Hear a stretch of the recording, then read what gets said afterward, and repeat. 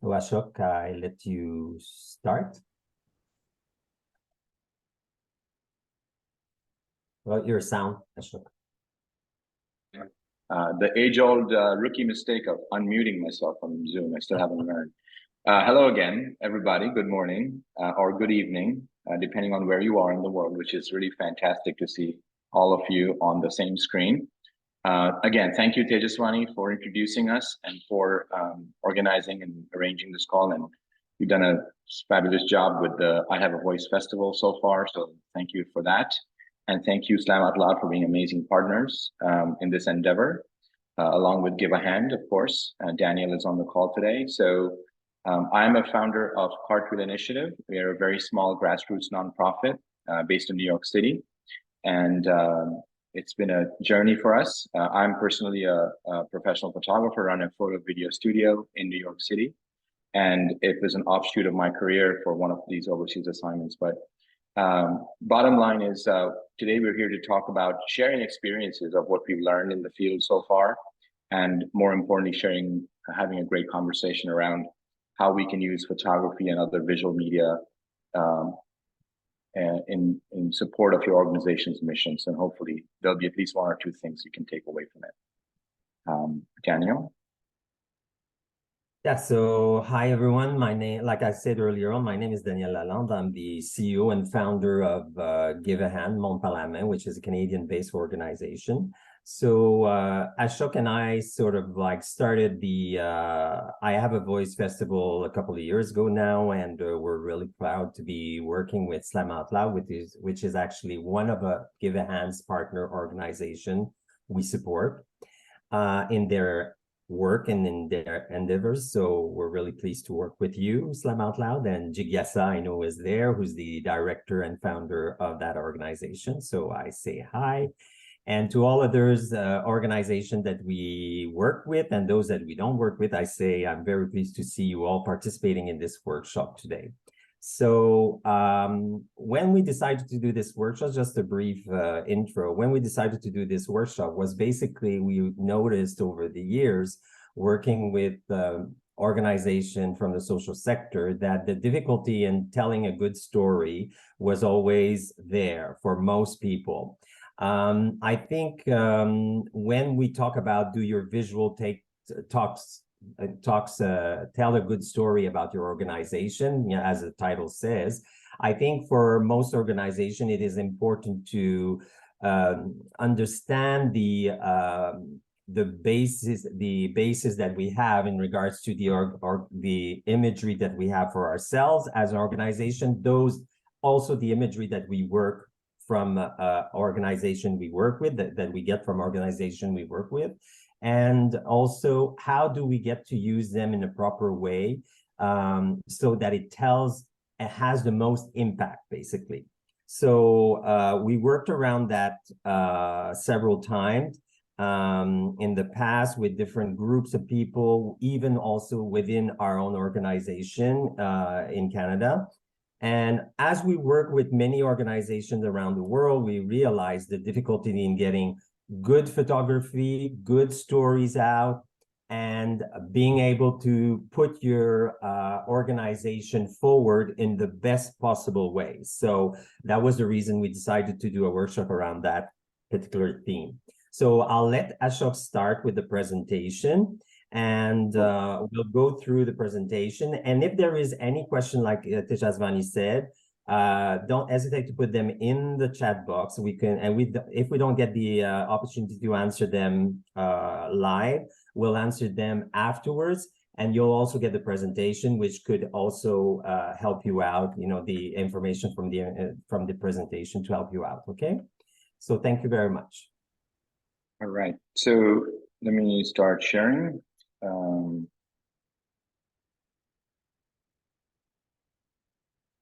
Do you see it, everybody? Daniel? All right. So, Ashok, you can just like enlarge it a little bit, please, if you can. Sure.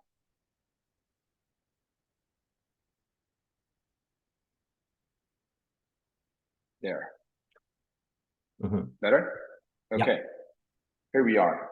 So again, we'll give you a second to read about Daniel and his bio. Love his picture. So I want to put it on the screen. And as Daniel said, you know, a little bit about his organization, which most of you know, and what he's accomplished, which is really fascinating. And then that's mine. You don't need to read all of this. We've already talked about it. But essentially, all I wanted you to say is, to remember is that this was formed out of a very organic process of an assignment in post-war Sri Lanka. And that was my response as a creative to start this nonprofit. And here we are many, many years later. So what I'll start is a little bit about storytelling. And there's always in our mind, you know, in our books, two ways to tell a story as visual journalists. And there's always an observer perspective and a participant perspective. And the reason why I bring that is because both these kinds of storytelling have their own merits and have their own reasons for using. And what I'll do is I'll share a few examples from our projects that will exemplify what I mean by it. So going back to our work in Sri Lanka, we worked with children from the north and south of Sri Lanka that were affected by a really nasty 10-year plus civil war. And we had, again, as an observer, we observed immediately, like, you know, what the effect was of this civil war on children, especially, not anything else, and also their education. And so we started documenting this, which included, you know, pictures of their, you know, classrooms or what was left of it, portraits of these kids, obviously these school buildings that were, you know, completely destroyed, you know, these former playgrounds converted into barbed wire and you know, littered with debris left from the war, the scars of the battle. And then as you can see in this one, where the school was completely gone, but the resilience of the kids and the teachers made sure education continued even in those circumstances. And then kids, you know, picking up fragments from everywhere around their school ground. And that was part of their daily lives. I mean, these were things we were seeing. But at the same time, the kids were also seeing stuff. I mean, this was, for example, the site of an old historic fort that was destroyed. And when we asked them, what are you photographing? They said we were photographing the memory of that and what used to be there. You know, it involved class portraits. Again, pictures of kids in a setting are super important for their self-awareness, self-confidence, you know, the presence that they are still there. And so we switched it, and then we obviously switched it to them being the storytellers, not just us. And what happens when you give these kids, or these participants in this case, the means to document their own story? And we started by giving them cameras, and they went about and documented the story in their own way. And they started, you know, just photographing themselves and their surroundings. I mean, things like this, we realized most cameras are made for right-handed people, which is ridiculous, you know, and we did not realize that until they said, hey, do you have a camera with a shutter button on the left-hand side? It's like, no. You know, and they've made portraits which are very different from what we made, right? They were used to seeing soldiers, and the first thing they saw was a salute, and that was their way of expressing themselves. They went back to the same places. They went back to the chemistry labs where they used to practice, which we didn't do. We were observing, but they knew exactly what they were doing. And then they created the beauty out of these ruins, which was a way of only they could do, right? And it was the same story, but just a different side of it.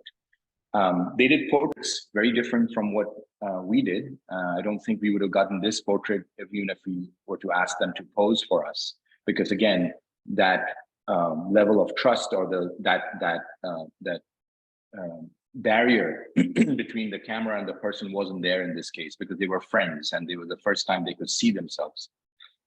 Again, just observing them themselves in the field was very, very meaningful to them. They would photograph the scars of war that happened on themselves, but not showing them because they wanted to. They just wanted to show them without a face tied to them, because they just wanted to create a document of what had happened to them in their personal lives. Same thing, we go across the continent to New York City. Now we're showing you work from refugee kids from literally all over the world, New York being such a melting pot. And we currently, sadly, dealing with this in a much bigger fashion today, as you might have read in the news. But in this case, we had refugees from Middle East and West Africa and from all over the world. And again, we gave them cameras to make films and photographs. They mapped their journey from different parts of the world using pins. And these pins became a stop motion animation film that was, again, is nothing but photographs of each of these pins placed. I mean, you play them all together at once, it looks like a film, but essentially these are all photographs. That's the way it starts. They participated in these filmmaking sessions with us. And again, as you can see, we were just the observer, but they were actually ones making the films because they were more comfortable in opening it up to themselves. They did street portraits of themselves in locations that were important to them, wearing clothes that were important to them, nothing that we directed. It's everything, they did everything what they wanted to do. They photographed meaningful objects that they had brought from home and tell stories about them, which is, again, something that they wanted to tell, and we just gave them the means to do it and put it together in a story format. Our job was to put it in a format story that was meaningful to them. Yes, Daniel.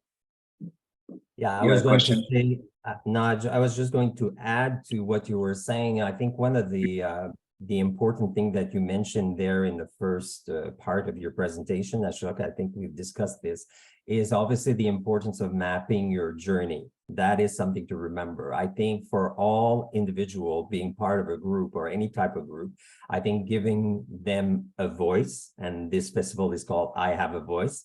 So it's important to provide this opportunity, and this could serve as a medium to initiate that opportunity to give a voice.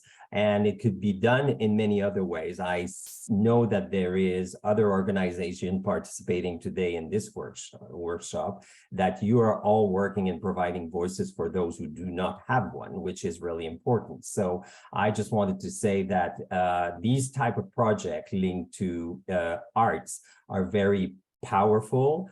Slam Out Loud knows it because this isn't their main focus. And we also encourage these type of endeavors because I think we have seen over the years the importance of these all around the world. So we do not have to make a lot of representation to you all, I'm sure, to understand the importance of using arts in your work and finding other creative ways in approaching this, so that's what I want to say. Cool. Yeah, absolutely. So going back to all this work, how did we make it meaningful for them aside from the pictures? And one of the ways we found was leaving something tangible. Obviously we do the slideshows and we share the pictures, but how do we make it meaningful? So these kids, we gave them a few choices and they said, no, we want to make a book, right? And this book, I'm just going to play a little bit, basically they investigated a few topics, family, home, friends, school. So it's just a quick run through of how this small book looked like, and they carried it with them to class and their life in New York City being their new city and their new home. And they documented a lot of stuff. And to us, it might seem, okay, you chose these pictures and you made this small book, but I will tell you one story about one kid who used to go to the IRC office in New York City. And she would actually take this book every day with her in her backpack. It meant so much to her. And I know the story from the director. And when I heard that, I said, wow, things like that, where things are generated from the kids and we are there as facilitators, as guiding them and telling them, okay, what do we want to do and how do we do this? I think that's a greater role to play as us, running these organizations. Of course, aside from what we want to do, which we'll get in the meet now. So, Daniel, go ahead. No, finish, Ashok, finish. I'll say something else. I was just going to go into now part of the presentation where we talk about certain learnings about storytelling with pictures. So kind of. Okay, before you start going into storytelling with pictures, I would like to say that these types of projects sometimes, you know, from a perspective of a director or somebody working as a facilitator in an organization, you might think, oh, but it costs money to do something like that. I would just like to say that conducting these types of workshops myself around the world in different organizations, I mean, it's not a matter of money. I think as facilitators and directors, you have to think outside of the box, not only saying, oh yeah, we're going to do a book with the kids and we're going to have to need it published and printed, and that's going to cost a lot of money. But we've done a lot of these type of projects in the past where the kids themselves had to create the physical book. So basically they were creating it in the art classes that we were conducting using recycled material and making something. And the only thing that we needed to print were the photographs that we would then put inside that particular book. Then afterwards, of course, it became the possession of the class as their own creation, you know. So of course, in that respect, it's not a matter, it's not the same as what Ashok was saying, where each kid has got a copy of the book, but then just to make kids feel as part of a group and feeling that they participated in something creative as such as creating their own book for their you know, to tell their stories, I think is really important. One other aspects of this is exchanges. So we've organized in the past very many times exchanges of books. So we had like classes, for instance, in Canada creating their book, and classes in India, for instance, creating their book, and we got the two to exchange their books. So the kids from India would receive a book from Canada, and the kids from India from India would receive a book from Canada, and vice versa. So I think there's many ways to look at this and create a sense of pride and a sense of importance in regards to who you are and what you have to say and telling your story. So that's what I want to share.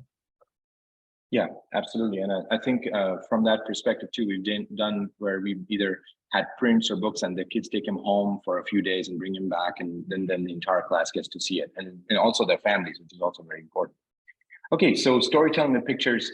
Again, most of you probably know about this, but again, if you start planning out stories, whatever story you want to tell, but if you start from your step back, take a few minutes and start from what your mission is as an organization, it makes it a lot easier to come up with in the professional parlance, we call it the shot list or the brief or the photography or the visual brief, because then it becomes taking that big idea and breaking them down into smaller ideas, and which parts of it you want to illustrate with visuals. Not everything needs to be illustrated with visuals. Words are super important too. So that's one way. And sometimes one image can be very powerful, and you can also tell a story with one image. It doesn't always have to be a set of 5 or 9 pictures, and that depends on whether. But however, I would say that when you're using that one image, it has to kind of cover the 3 out of the 5 major areas that you want to talk about, and it doesn't have to cover everything about your mission. Maybe it's the audience that's going to see this picture is only interested in one aspect of the work you do. So maybe this picture is meant for that audience. So you can think of the same pictures, the same story that you built with these pictures, but then use these pictures selectively depending on who's going to be seeing it. Focusing on smaller details. It doesn't have to be always wide vistas and landscapes and homes and whatnot. It could be very smaller things, like, you know, it could be that one object that was important to someone, and then you use text to supplement that. You don't have to necessarily show where these kids, but you know, there's a dry well that's like dripping water that tells you that there is a water shortage in this neighborhood or something like that. So details, again, when I'm working on a story for editorial publication, the details are generally the ones that you consider the details as a glue to the story. Without details, the story falls apart. The details are what brings you in. Even now, if you see on social media, the well-performing images are always details or tighter shots, because then our attention is grabbed by that image much effectively than sometimes wide vistas. Yes, Daniel. I was going to say as well, one of the formulas, if you like, that I use when I tell a story in regards to anything, when I have to write a report or when I have to write stories where, for just the purpose of like putting forward my own organization, I make sure that I use like the IRS formula, which is like, I make sure that there is an intriguing beginning. I make sure that the middle is actually riveting, and I make sure that I have a satisfying ending. So that's the IRS formula for me. So beginning, ending, and then the middle. But the ending is the most important part, because you want to be very clear about what you want your audience to walk away with. And your beginning gets the story moving towards the ending. So once you have these two parts written, it's much easier to write the middle, the longest part of your story.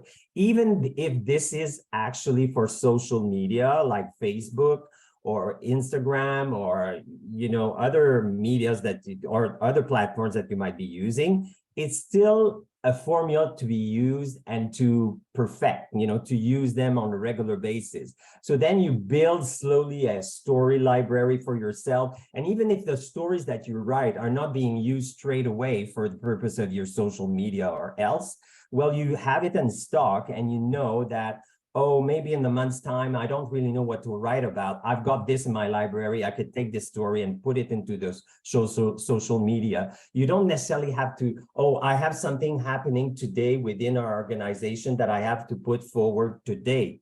That is a way to look at it, but that's not necessarily the best way. It's much more appropriate, I would say, that you have time to write these information and think about them and work your story.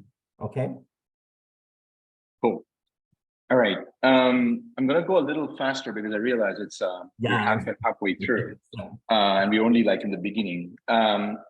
So what Daniel was saying again, planning ahead, making a list, and again going back to the shot list and having ideas already planned ahead. So when you have those additional pictures or visual assets you gather during a project, you can always assign them depending on when you want to publish them. And don't forget to experiment, because like I said, giving the kids the way to document themselves, or maybe an administrator, or maybe some other aspect of it which you haven't thought about. It's always a great idea to try it out. And then I want to get into this other part of it, ethics and visual storytelling. But before I start with this section, I know, Daniel, you had a special guest you wanted to bring on, or should I keep on going? I think you should keep on going, Ashok, because I don't see that she's actually there. Okay. So the first and foremost thing that we should remember, and this is probably old news to most of you, is whatever it might be, it should always go with the premise of doing no harm. What do I mean by that? Is that, hey, you might have a bad picture, which is okay, but you don't want to have that picture, the image, it actually harms the people you're trying to help. Putting them, and just not that you wanted to do that, but again, not paying attention to the context of its usage, or the context of where this person or persons appear, or how they're depicted. Maybe it was just not the right moment. We're not saying that you have to stage pictures, but again, what I really mean is playing into stereotypes, which is, we all need to, foster and nurture our organization's mission, but not at the expense of those who we are trying to help. And so that means the visuals have a great power to put context and contextualize issues. And when they're not used carefully, they can really mean mean many things. I know, Daniel, you talked about a couple of examples that we were, if you want to share them or just talk about them, or I can keep going. We can do it at the end too, whichever is easier. No, Okay. Just move on, Ashok, because I know you have a lot to cover. Sure. So again, the story behind the photograph, sharing the story. So the power of text and captions are paramount. So when like, for example, when I was sharing those pictures from the projects, if I didn't share the backstory of what was going on, it would not be very meaningful. If you were all donors and I was trying to raise money for Cartwheel and showing you pictures of a kid taking pictures of her earrings, it would mean nothing to you. But if the moment I told you that was the most important thing she brought over when she was a refugee from West Africa and moved to New York City, now that picture suddenly has a lot of power to it. So using text and narratives, aside from what you don't see in the picture, can really make it super important and meaningful than just a picture. Focusing on the humanity, not the circumstance. Yes, these kids have been through a lot of hardships, but we are focusing on them as individuals. We don't necessarily have to take pictures of people in the circumstance they're in. Yeah, they're probably from disadvantaged backgrounds. We don't need to show that. We can just show them and show them as beautiful as human beings and how we can make their lives better. Use text wisely, but the show and tell can really be a lot less. It's a hard thing to comprehend, and it's like almost changing this whole thing. But the lesser you show, the more intriguing it becomes, if you see what I'm saying. Because then people want to know, okay, what is the story? Why am I attracted to this person? If you remember that famous photograph that Steve McCurry did for Nat Geo, that Afghan girl, which probably all of us know, right? Such a powerful image. But more than that, when you read about her circumstance and where that picture was taken, it didn't show that it was in war-torn Afghanistan, right? It showed that image of the individual, and her circumstance was in the text. That's what I mean. You don't have to show the circumstance, but focus on the person. Again, it doesn't have to be pretty. We don't need pretty pictures of people or kids or whatever in flower beds or gardens, or whatever. It doesn't have to be positioned perfectly to make it a great picture. A great picture is often not a pretty picture. A great picture is a picture that has a lot of layers of meaning to it. Yeah, if it happens to be a great picture and the kids are, out there in sunset and they're really having a great time in a pond, jumping around, and it's a beautiful, magenta sky. Yeah, take that picture for sure. But it doesn't have to be. It has to be more meaningful. And then I capped out the real part, because there's a tendency for us to remove elements or sometimes say, oh, let's just maybe take it out or not show this or crop it. Crop is a very quick and easy, dirty way of cutting things out. No, actually, if you really want to, show something more meaningful, maybe focus on that. And then, editing pictures is unethical in a way. You shouldn't really remove elements from a picture which was there just to show some aspect of that you want to talk about. Super important, super important. If you took one thing away from this presentation, please take this one. Seeking consent. We all often assume that people are okay taking their pictures. They're not. Actually, they're not. There might be the circumstance that someone's telling them directly or indirectly, oh yeah, say yes to it, because then we'll get funding or whatever, we'll get this and that. Hey, maybe that person doesn't want to take their picture, have their picture taken. Get a consent written, sometimes tough understood, but verbally, either from them, their parent or guardian, or their teacher, or someone responsible for them in school. If it's a school, it's a classroom full of kids. Like, for example, I showed you the picture of the whole class. We actually got a written statement from the principal that it was okay to take pictures of the kids. And we asked them individually, hey, are you okay to be in this picture? And they said yes. And I think there were 1 or 2 kids did not want their picture taken. That was okay. But seeking consent is such an important thing that we often, fail to realize that, yeah, we need to give people the voice in that sense. And then I want to go into talk about other things about organizational wide, a little bit about organizational standards and considerations. Daniel, anything you want to add before I move on to this section? Yeah, I just want to add that basically one thing to remember is the importance of images in storytelling, just as we were talking about this, is that 99 times out of 100, like photos can create a sense of place, personality, or emotion for more clearly and quickly than the written words. So that's why we're drawn to stories that include photography. So the images are powerful, and they confirm and expand upon what we discover in the text afterwards. So that's why, plus they give us a form of mental break, as we look at the photograph. So it's something to remember, when you are actually putting something online. Sometimes it doesn't need to be long text, but it needs to be in sync with what you're trying to put forward. And it actually, for nonprofits as well, it involves, it involves highlighting the compelling need and the communication of how to solve an issue sometimes. So showcasing how donors' support makes a true difference in accomplishing your mission, makes them feel fulfilled in the efforts. That's what I wrote. So basically, it's something to remember that whatever you put online and for who you're addressing this photograph and text, you have to keep in mind these aspects when you're doing it. So it's many things, like Ashok was saying, it's many things to keep in mind and remember when you're doing it. But at the same time, there's no point, and I see it over time, there is no point in actually just posting something for posting something. There is no need. It's just, we're already saturated with images and stories. So when you put something online, it's better that you have thought it through, you have taken your time. And if you post less is more. So this is what I was saying to my team at Give a Hand, which I say hi to Jennifer and Marie, that are working on the social media and everything. I think it's very important to keep this in mind, okay? Great.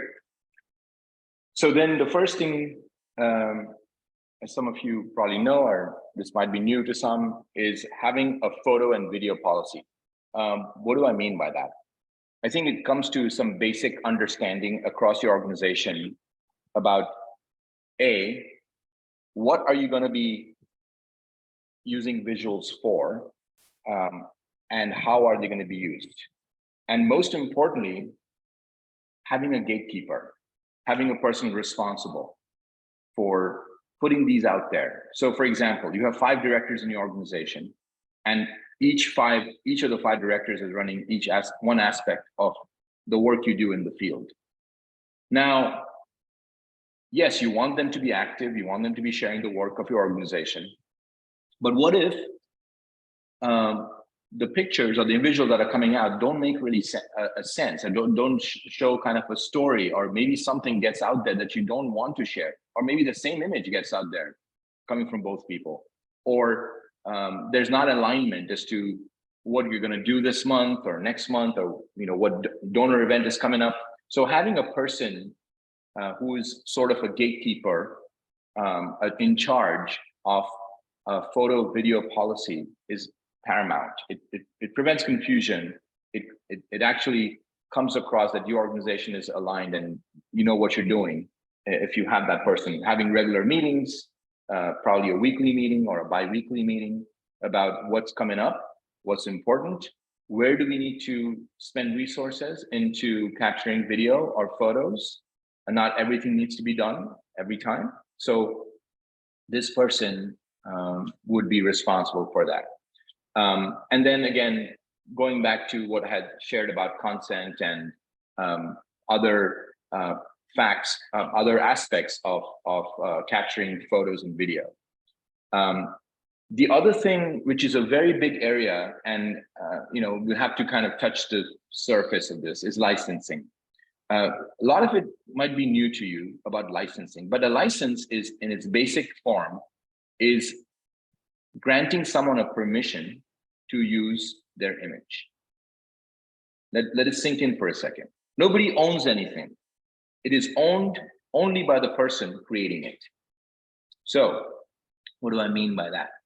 It means that if you have a picture, you probably either assigned, you had a professional photographer or a videographer come in, do the work.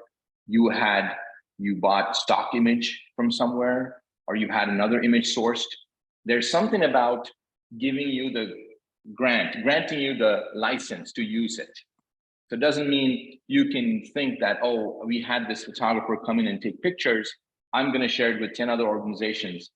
No, maybe it's not in the language. You did not ever have the discussion. What you don't want to do is expose yourself to some lawsuit or legal action, which happens a lot, actually, to nonprofits. It might come to you as a surprise to some of you, but it happens. And most of them could have been prevented if that discussion happened way up front. So even giving a picture, a free picture, essentially means I'm granting you a license to use that picture. Probably for no fee, but it's just a fact that permission, again, going back. So this is a big area, but please keep that in mind when you are sourcing pictures from somewhere else, or having professionals work in your organization, as to what license they're assigning you and who you can share the pictures with and in what context. So for example, you might have the pictures, but it said in the usage license, you're only allowed to use it in your organizational magazine, but not as a massive 2-page ad in the New York Times or a billboard or a book somewhere. Just keep that in mind. And again, going back to working with a professional photographer, is sending a photographer out there has many different things to consider. A, is it going to be good for your organization? Because at the end of the day, this person or persons is representing your organization. Is he or she the right fit? Is he or she is the person to be the face of your organization in the field? How do they conduct their workshops? How do they interact with people? Is it safe for them to be operating? Who's responsible for their safety? Who's responsible for giving them access to these locations? Are people okay to be photographed by a third person? Is there something in their background that should be concerning? Is something in their background, have they worked for organizations who are completely opposite to your mission? So these are some things to keep in mind. Doing a deep dive, price necessarily should come last as to how much it costs. I think if you keep, and I also want to say, is this person doing it as a job, or are they really believe in this mission? Do they really believe in our organization's mission? Because that makes a huge difference. Do they really care about what we're doing? So these kind of things are important to consider, only because they are hard. They are for that moment, and also in the months and years forward. If you're going to use their pictures to support your organization's mission, it's going to come through. It's going to be very, very important. So some of the things you should consider. Having, for example, the other one I thought of is having a fixer who what the fixer does essentially is the person who gives access or arranges access, or sometimes does translation in the field for the photographer or the videographer. Having these people in place when you work with a professional. And then lastly, sharing the work. We touched upon it a little bit in the beginning with the book and whatnot. Offering physical prints goes a long, long way. Most of these people who you're working with probably haven't seen a picture of themselves in print ever. So when they get that, as a small thank you, a token of appreciation, like thank you for letting us in your life for the 10 minutes or whatever, or the half a day, sending that back has huge implications for your organization, because then you are considered as an ally, a friend, someone who really cares about them, someone who made them happy in all these things that are going on. And it doesn't cost a lot of money. It could be a inkjet, like your office printer can make a simple pic. Doesn't have to even have to be photo paper. It could be like regular paper. But just having that as a thank you, a written hand note, thank you, just that goes a long way. Aside from that, what we have done is digital means which are easier to do. And a lot of people that we work with may not have access from their homes, but they do have access. Maybe this one teacher has a phone in class, or their school has one computer, or their district has one office that they will happily let kids in for an afternoon to see pictures of themselves and their village. And again, in these ways, you're also building these relationships in the community, that your organization becomes more welcome. Why? Because you're just sharing pictures about who these people are, who they are as human beings, and what you are doing. And again, without telling people, this is what we do, this is what we do, this is a great entree into your work and your introductions in the community. And sharing pictures also goes a long way with the parents and the families, which is huge in terms of kids, because then once they are involved, because they're at the end of the day making the decisions in the household, right? And they say, oh my God, like, I should really invest in clean clothes for my kids so that they look great when they go to school. So you want to have that buy-in. And then I put in a few things which you probably already know: Flickr, Behance, Instagram. Behance is Adobe, it's at behance.com.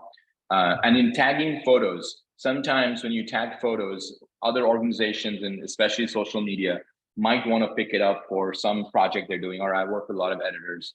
They're looking for a story to publish and they look for tags, region of the world, kind of mission, who are the recipients of this work. So your organization might benefit from that kind of exposure if you tag your pictures, and also for internal searching. So if you tag your pictures today, because I forget what I did yesterday. So if you tag your pictures today, 6 months from now, you'd be like, hey, that project we did, about school, textbooks. Where's that? Put in the tag, and it'll come up. And it's very easy now with tagging with anything, like on your phone or your computer. It's not as difficult.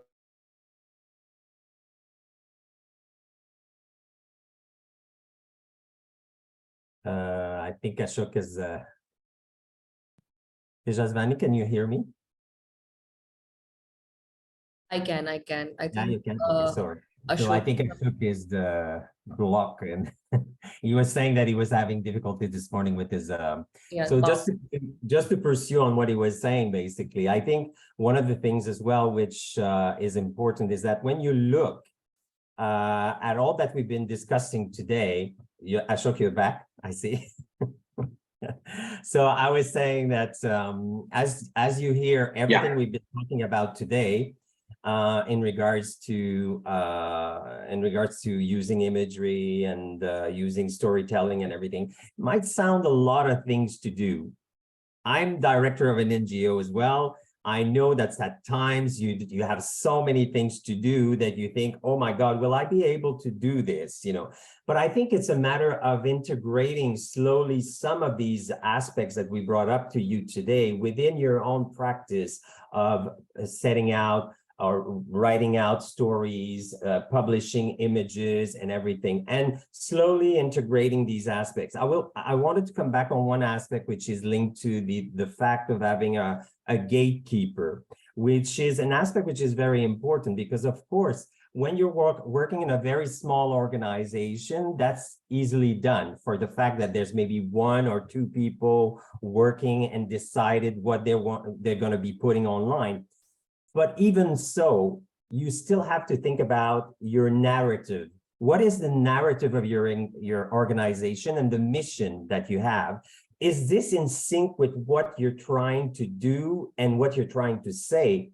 If it's not, then it means that your story is not okay, your photos are not okay. You might as well go back to the drawing board and start again.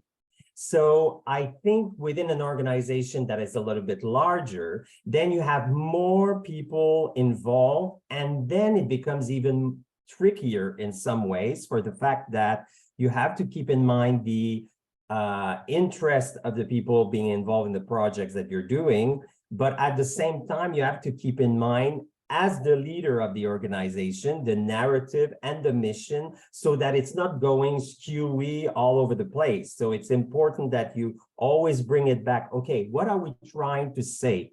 Who are we addressing this post to? Why do we put this image online?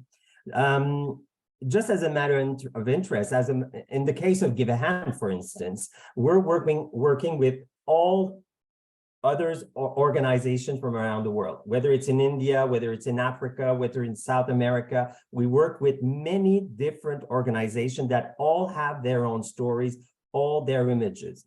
Of course, when we get to share the images from and repost the stuff that the organizations we work with online, whether it's on Facebook, whether it's on LinkedIn, or whether it's elsewhere, we take for consideration that, and we have in our own standard agreement, the fact that we share information about you. So we share about what we basically repost and reshare what you've shared. So we trust that the work you've done is in sync with what you want to tell as a story.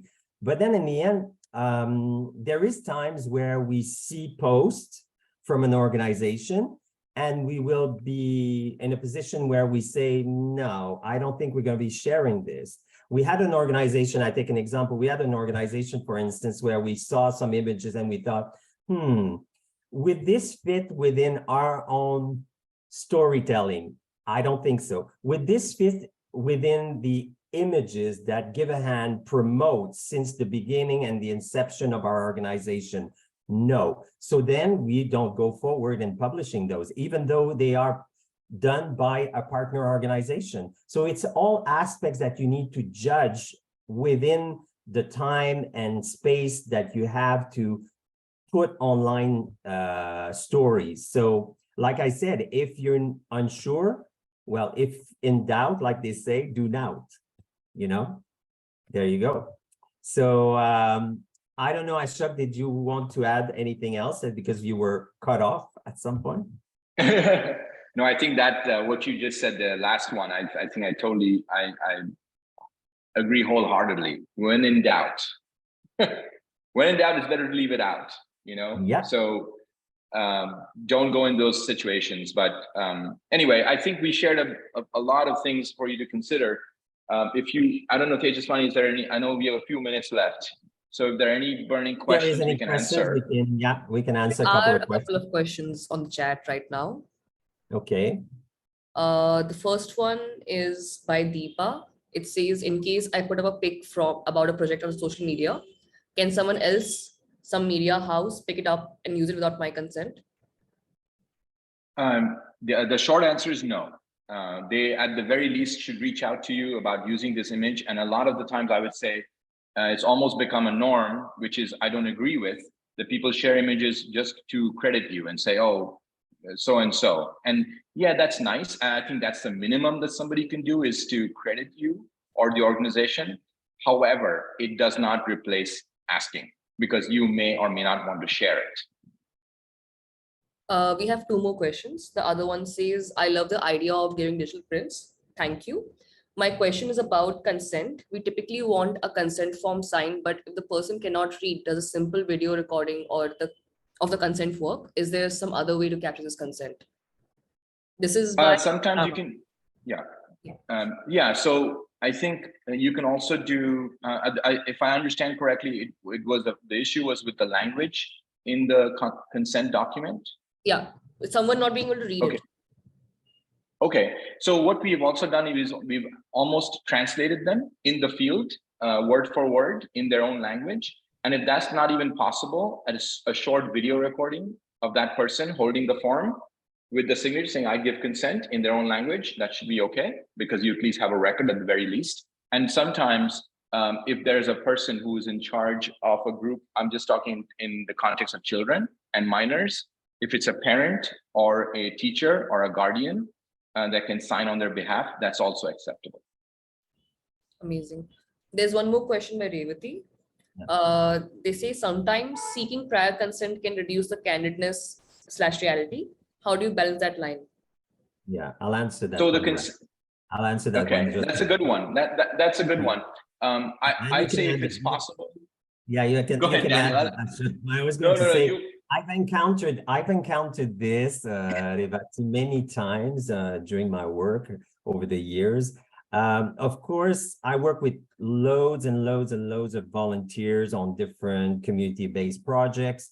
And a lot of the times the volunteers were just taking considering that it was okay to just take a picture and not necessarily have a consent. But then I think when we make them realize that the importance of actually putting yourself in their shoes and realizing, for instance, that would I agree to this? Would I myself agree to this kind of situation and say automatically yes? And just to answer the fact of candidness and reality, I think sometimes consent can take time. And it can take time, and you have to agree that it can take time for the fact that you have to establish a real communication with the person. You have to establish some form of relationship. It's not solely just taking a photograph and running away with it. I think there is a time and place and taking an opportunity to understand fully and being there with the people so that they get a sense of trust with who you are and what you're trying to achieve. Without that, it can be a little bit tricky. Ashok, if you want to add. Yeah, I want to add to that definitely what Daniel said. In addition, sometimes what we've done is work for us is if we know if we're going to a school, say next month, right? We would arrange for the consent to happen way in advance. So we've talked to the principal saying, hey, we're going to send some volunteers over to your school and we're going to be documenting our work. Could you please give us a written consent that this is okay after you speak with your kids? Or in the other cases, like, what Daniel said, like if somebody has taken a picture and we would tell them like, look, we were there, some people took pictures, which again, we were not aware that this has happened, but we will not share with anybody. We will in fact delete them if there's a problem. But if there's a consent you can give us, if we can ask the kids or show them afterwards, if this is okay for us to use, we will use them. Otherwise, a no is a no. There's no like, what about this? A no is a no. I know that in all the camera or photography projects that I was conducting in some social art project that I was conducting in India, I even got the kids being part of that process so that they would ask each other some form of accord or some form of consent in taking each other's photographs. So that way, children as well got to understand the importance of using image is not solely saying, oh, I'm going to take this, I'm going to take that. Of course, if you're taking a photo of a scenery, it's not going to, you don't need to ask the consent for the scenery, But I'm saying, when we're working with human beings, they're all in different situations. They might be indisposed that day. They might not be comfortable with having their photo taken. So even if you bring this to the children doing the photography project and asking each other about, can I take your picture? Then they understand this process and they get to understand why do you have to ask to take a picture, the importance of it. So, and then they bring it through their life afterwards. They get to understand it and move forward with it. Ashok, did you want to add anything? I just wanted to say, like, the legal area of this is a whole other thing. But in essence, 4 or more people is considered a naturally occurring crowd. You don't really need a written consent form. But in this case, you have to keep in mind, we're not talking as legal experts. We're talking about our organizations and the work we do. And at the end of the day, ultimately, do we want to connect with these populations, with these people or not, right? So if you do things the right way, maybe it's not legally required, but I think what always goes a long way is the method in which you do it. And the more you involve the people you're working with, and the more you give them the power and the respect and the authority to take decisions for themselves, the more trust and respect you get in return. I think I would like also to mention, to conclude, that I don't know, one of our partner organizations is called Freedom Story. Lucy McRae is the director of this organization. I don't know if Lucy was with us today or not. She was supposed to be, but anyway, I just wanted to mention it for the fact that Lucy and Rachel Gobble also started an organization called the Ethical Storytelling, which is actually about social sector usage of storytelling and photography. And I would like to encourage you to have access and maybe read some of the stories. There is a blog there as well, and other information which can be really helpful for all of you in your work. And we'll share the information about the website afterwards with you when we get to share the presentation, the recording today and everything, okay? So I would like to take this opportunity to thank everyone. Thank Tejasvani and Islam Out Loud for conducting the workshop and for being part of the workshop today with us. And I want to thank Ashok for the presentation, and it's always a pleasure to work with you over the years. So it's great. And I want to thank every single one of you for participating, because I think it's a very important subject. And I think getting this opportunity to talk more and more about it is really important for us all. So Ashok, if you'd like to say anything. Yeah, I want to thank everybody. And I would only say that don't be strangers. There's that email for the festival. If you have more questions for us, just send us an email and we will respond to you in a timely manner. No question is a bad question or a stupid question. We have asked a lot of them, but it's better to know beforehand than doing something and plead for forgiveness later. So I would say, don't be a stranger, and we're all here to learn from each other. So thank you again. Thank you, everyone. Thank you, Tejasvani. Did you want to ask? Thank you. Thanks, Daniel. Tejasvani, thank you so much for doing this. I think we learned a lot, and it's also like a very, very, very relevant topic for all of us, and something we all struggle with, because like legality or just the ethics of it, it's a very tightrope to balance. So I'm so glad you did it today. So thank you so much. Cool. Thank you. Thanks for the opportunity. All right. Bye, everybody.